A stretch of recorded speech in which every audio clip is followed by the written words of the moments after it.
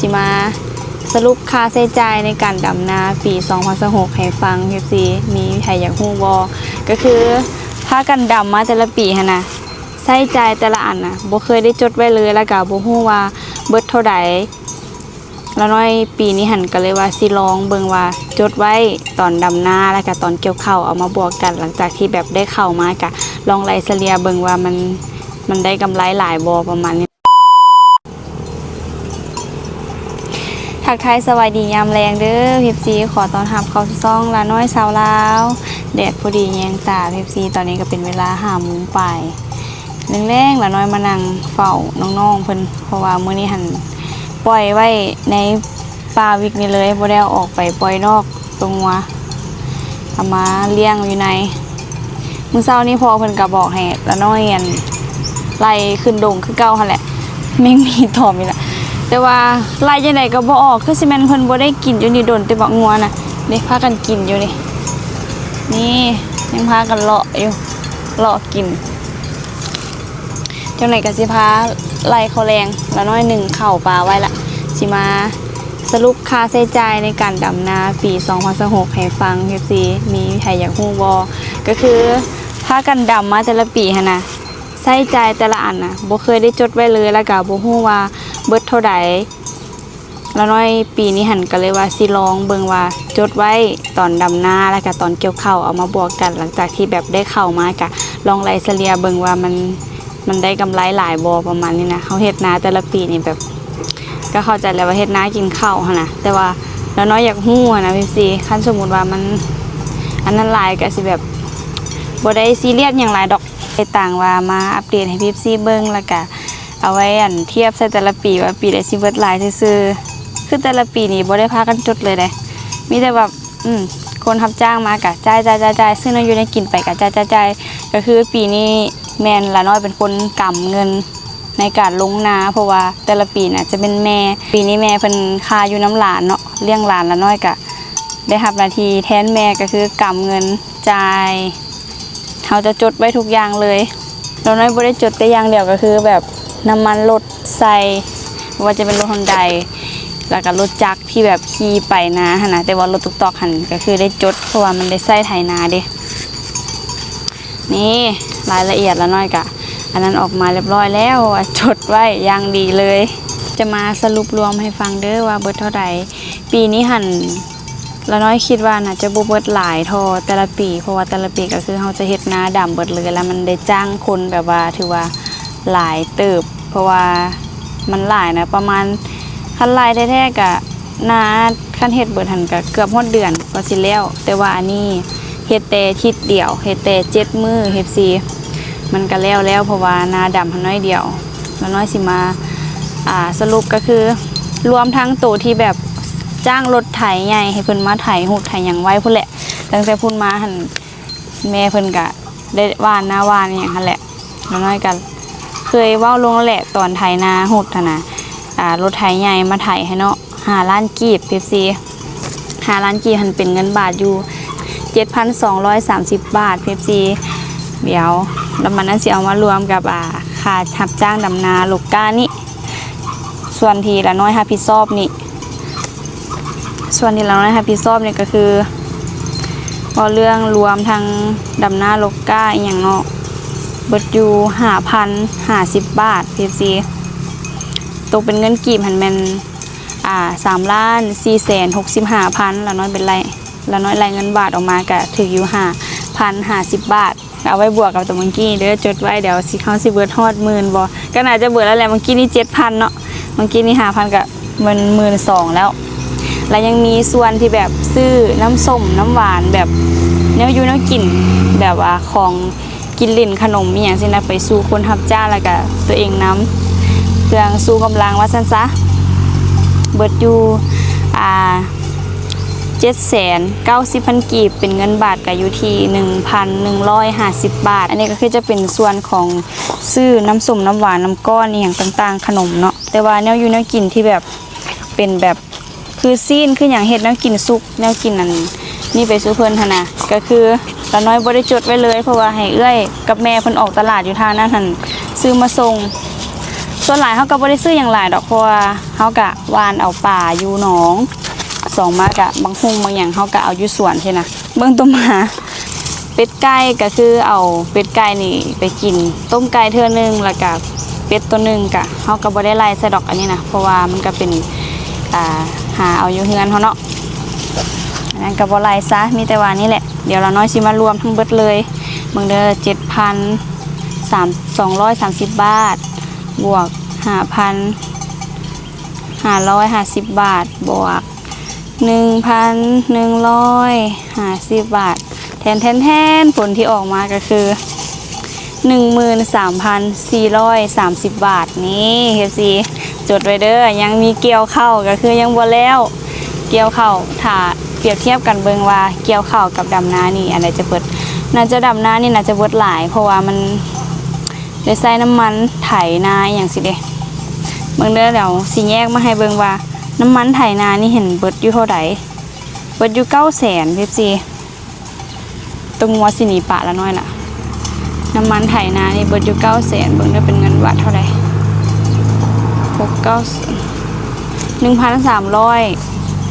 บาทก็ถือว่าโอเคอยู่เนาะซื้อน้ำมันไถนาเด้น้ำมันไถนาก็เที่ยวไปเที่ยวมาได้รถตอกเนาะเที่ยวออกไปนาไปงานก็บ่แน่ใจว่าในนี่มันพอเพิ่นเอาใส่รถฮุนไดน้ำบ่น้ำมันนะก็น่าจะแม่นติบ่เพราะว่ามันน่าจะบ่เบิดหลายปานนี้ติก็จะประมาณนี้แหละ FC สรุปละน้อยอยากฮู้ซื่อๆเพราะว่าแต่ละปีหั่นน่ะบ่ได้พากันจดเอียงเลยมีแต่ว่าจ่ายสิปีนี้ละน้อยลองเบิ่งอยากฮู้ว่าเบิดเท่าใดแนวอยู่ในกินก็อีหยังก็เริ่มแพงขึ้นแล้วเดี๋ยวนี้แต่ละปีนี่รู้สึกว่ายับขึ้นเทื่อละ20เทื่อละ30,000ตลอดบ่ว่าจะเป็นค่ารับจ้างดำนาหรือว่าลกก้าปีนี้หันปีกายนี่เนาะค่ารับจ้างลูกก้าหันมีแต่100หัน100หันนะ130,000 กีบแต่ว่าปีนี้มันหาคนยากอีหลีตอนทับอิดก็ให้เพิ่น160,000หั่นแหละอยู่ไปอยู่มาเลยแบบเพิ่นขอ200,000เฮ็ดสิ200,000 กีบพุ่นได้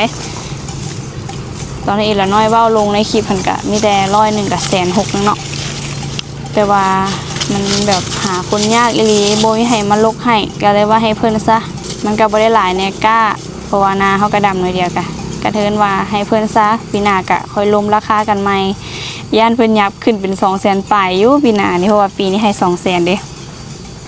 ก็ลมน้ำเพิ่นแล้วขออีหลีปีนี้หาคนยากนี่แหละ FC ก็จะประมาณนี้นี่เกือบเบิดฮอดอัน15,000เนาะยัง13,000อยู่ถ้าเบิ่งเด้อปีหน้านี่จะเป็นเท่าใดละน้อยสิลองมาเปรียบเทียบเบิ่งว่าปีใดสิเบิดหลายก็จะประมาณนี้แหละพี่ละน้อยมาอัปเดตค่าใช้จ่ายในการลงนาดำนาโลก้าไถนาคาดนาเนาะจะประมาณนี้เลยเบิดอยู่13,000เท่าใดเกาะบ่จื้อละ13,430 บาทเนาะถ้าเบิ่งปีหน้าเด้อไปละน้อยสิไปไล่น้องๆเพิ่นขึ้นเมื่อแล้วเพราะว่าตอนนี้ก็ค่ำแล้วดิ5:30แล้วตอนนี้มาอัปเดตไปไล่แล้วก็มาเฮ็ดแนวกินมื้อนี้ยังคิดบอกว่าจะเฮ็ดหยังกินเด้ฝนน่ะตกค่อยๆนึงFC เพิ่นนั่นก็ถามเข้ามาว่าบ้านละน้อยน่ะฝนตกบ่ช่วงนี้หั่นน่ะถามว่าเรื่องตกหันตกแต่ว่าเทียบใส่น่ะมันแบบว่าตกค่อยๆนี่นะFCตกแบบค่อยๆลินๆซะ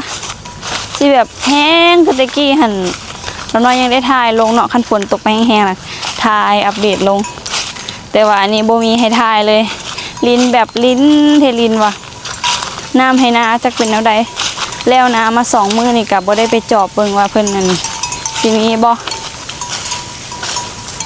คันนั้นบ่มีก็สิได้ไปดูดใส่แต่ว่าบรรยากาศนี่ดีลมบ่อยๆนั่นนี่นะแต่ว่าฝนบ่ตกมาให้เลยไปเมื่อไปมันค่ำแล้วนี่ใกล้สิได้ยอกระดุงแล้วคันแม่นตะกี้น่ะเทียบใส่ปีกายนี่นะอยู่ในระหว่าง ประมาณเดือน7ชีได้พากันใส่มองได้กินป่าละเพราะว่าน้ำขึ้นตกหลายเทื่อได้ฝนแห้งพร้อมปีกายนี่ปีนี้โอ้ยแห้งแรงขนาดเลยน้ำนะคือปีกายนี่น้ำเพิ่นจะขึ้นฟังเรียบร้อยแล้วเด้แต่ว่าอันนี้มันยังอยู่ระหว่างกลางห้วยอยู่ตกอีดนเติบเพิ่นแหละคันบ่แห้งอีหลีแล้วมันบ่ขึ้นเลยน้ำนี่เดี๋ยวเราน้อยไปถ่ายให้เบิ่งเด้อกายนี้ถ่ายลงเนาะอันใส่มองอหย่างสินะเพิ่นจนแจ้งเตือนเรียบร้อยแล้วแต่ว่าปีนี้คือว่าน้ำยังอยู่ก้นห้วยพุ่นเป็นจังได๋ลมวอยแต่ว่าบ่มีฝนคิดฮอดเด้แถวนี้น่าจะได้ใส่มองแล้วนะสำนี้เด้เบิ่งน้ำห่วยกับบ้านได้ขาดกันสักเอาจังได้สิได้ยอกระดุงเนาะปีนี้นี่เบิ่งน้ำสำนี้ยังเห็นนั่นอยู่ตื้นๆอยู่ได้นี่ปกติมันเพิ่นขึ้นมาฮอดพี่แล้ว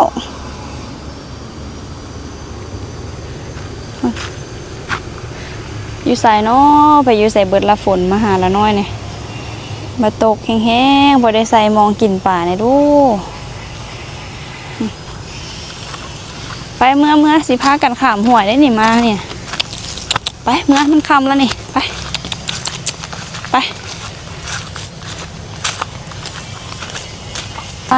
ต่อพากันเพิ่นเห็นไหมเด้หั่นต่อหางเพิ่นอยู่นี่ว่ะต่อนินเจ็บไปจังได๋หั่นไปก่อนเด้อเราน้อยเคยถึกต่อได้ตอนช่วงประมาณอยู่มได้วะม2ม3ก็สิประมาณ12-13 ปีแหละเข้าไปป่าไปหานอลั่นแล้วก็หาเครือหยานางตะกี้เฮ็ดต้นใหญ่เด้ต้นตัวลุมหั่นแหละล่ะแต่ละปีต้องได้พากันเข้าป่าตัดไม้มาเฮ็ดแบบเครือเอาเครือหยานางมาอันนั้นมามัดเผือกมันอย่างติดกับไม้สินะเอาเฮ็ดเผือกแล้วลัดป่าสิเด้เข้าไปแล้วแบบตอนนั้นเห็นน้องไม้ไล่เนาะแล้วน้อยว่าผิดเมื่อกี้นี่พากันไปหามื้อนั้นมีน้าสาว2คนแล้วก็มีเอื้อยแล้วกันละน้อย5 คนพากันไปเอาหน่อไม้อยู่แหละแล้วไปเห็นละรูปใส่หน่อไม้ละน้อยขนาดตอนนั้นก็ยังน้อยเลยรูปใส่หน่อไม้เราบ่ได้เบิ่งเลยว่าแบบมันมีหังโตอยู่เนี่ยมันก็บ่ได้หังแบบสูงเลยเพียงได้เนาะเพียงแอวบ่รูปไปใส่ละป้าหุ่มใส่คล้ายแต่ว่าบ่ได้ตอดหน้าตอดตาเพิ่นตอดขาตอนนี้ก็ยังมีเป้วอยู่เป็นเวลาเดือนหนึ่งทีละน้อยแบบย่างขยักแบบบ่ได้ย่างเที่ยงค่ะนะเพราะว่าตอดแล้วแบบขานะไข้ตอนนั้นอีเจ็บปวดขนาดแต่ว่ารู้สึกว่าตัวเองบ่ได้หายกะถือว่าเก่งแต่ว่ามันเจ็บแฮงเลยตอนทับอิดมันก็สิแบบบ่ทันได้ไข้อย่างหลายเนาะอยู่มาแล้วป้าเพิ่นเริ่มไข้ขานะแบบย่างก็จนได้เป็นแบบนี้นะเป็นซิไปเลยย่างเที่ยงบ่ได้เลยเจ็บแฮงอีหลีลาบแฮงตอนนั้นไปเข้าป่าหาเห็ดเดี๋ยวนี้ก็เบิ่งดีๆก่อนสิเบิ่งเห็ดเบิ่งหยังก็ได้ลาบเด้ป้าตู่หันเฮงว่าละน้อยก็ไปหาเคยนางอีหยังคือกันแหละไปตัดไม้ตัดหยังสินะตอดหัวแล้วนำมันก็หลายแม่ตอนนั้นละน้อยยังน้อยอยู่จื้อหยังบ่ได้ไปนำเพิ่นตู่เพิ่นเว้าให้ฟังแล้วก็แม่เว้าให้ฟัง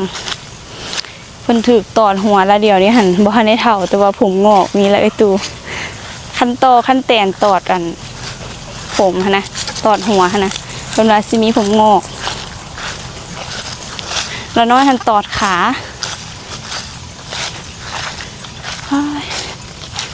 แต่ย่านขนาดตู่แห่ง10ปลายแม่หน้าจนไข้หมดเลยเพิ่นเว้าให้ฟังละน้อยยังไข้ว่าตอด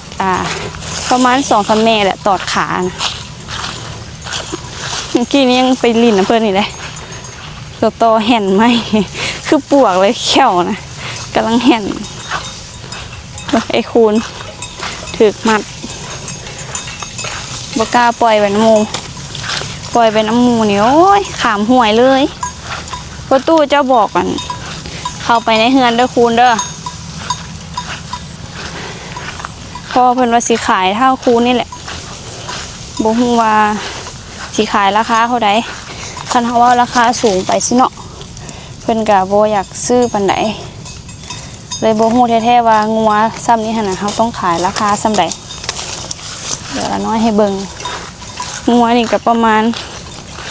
ฮอดบ่10 ปีน่าจะบ่ฮอดดอก10ประมาณ5-6 ปีนี่นะไปหรือว่า7 ปีไอ้คูณตัวใหญ่และใหญ่สุดในข้อเป็นงัวเทิกเลยตอนเขาซื้อมา5-6 ล้านนี่แหละแต่ว่าเดี๋ยวนี้หันพ่อเพิ่นก็อยากขายระดับ10 ปลายล้านพุ่นแหละ10 ปลายที่แบบมันปลายใหญ่ๆว่าซั่นซะแล้วพ่อค้าเพิ่นให้อยากให้ประมาณ11-12นี่พ่อเพิ่นก็อยากขาย15-16 ล้านบ่ฮู้ว่างัวขนาดนี้หั่นน่ะได้ราคาเท่าใดเบิ่งก็สิซนแล้วเด้เพราะเรื่องขาย เจ้าหั่นน่ะสาเหตุที่สิขายออกน่ะเจ้าบ่คำฮู้ปล่อยไปน้ำหมู่สิก็บ่มาเฮือนไปขึ้นมาถึงไปคุณไปพอละแต่ว่าเขาเพิ่นนี่เอาไปเฮ็ดงัวซนก็บ่ได้แล้วเขาปู้ไปหยังไปแต่ว่าเฮามักซนเด้อเขาสิบ่ปุอันเขาสิบ่แหลมแต่ว่ามักซนขนาดเลยมาตัวนี้หักษาร้อนๆตัวนี้เพิ่นอยากอยู่น้ำหมู่เพิ่นงัวหมู่ใหญ่ก็คือได้เอาไว้นอกละเพราะว่าคอกเปื้อนแฮงอีโตนเพิ่นบ่ได้นอนเอาไว้นอกมาตันลัดไว้นอกเลยแล้วเท้าคูนถึงอยากไปอยู่น้ำเพิ่นนี่คาเสื้อคันโจรมาแล้วโจรจุงไปเลยนี่พ่อก็เลยว่าให้เอาเขาในเฮือนไว้ถ้าคูนสบายจะไปอยู่น้ำหมูนี่คือสาเหตุที่เพิ่นดึงบ่มากูไปยังไงกำลังเป็นตาแพงนะไกลสุดนี่จังได